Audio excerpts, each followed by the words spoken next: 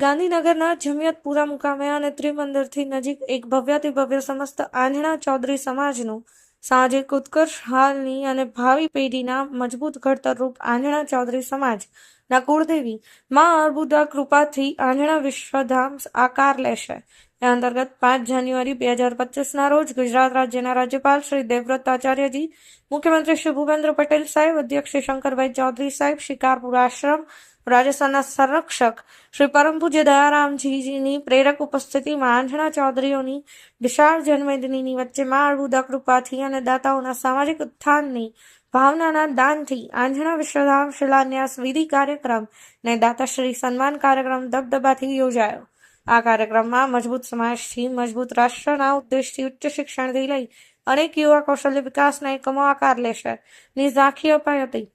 દાતાઓના દાનના ઉત્સાહ જોતા આ સંકુલ માટે 700 કરોડથી વધારે દાન આવશે જ. આ કાર્યક્રમને સફળ બનાવવા યુવા નેતા શ્રી અમિતભાઈ હરિભાઈ ચૌધરી સમાજના સૌના ટીમવર્કની 15 દિવસ શિસ્તબદ્ધ મહેનત રંગ લાવી હતી. ઉપરાંત આંજણા ચૌધરી સમાજના વિદેશમાં વસતા ભાઈઓએ પણ કાર્યક્રમમાં ઉપસ્થિત રહી વ્યક્તિગત માતબર દાન જાહેર કર્યું હતું.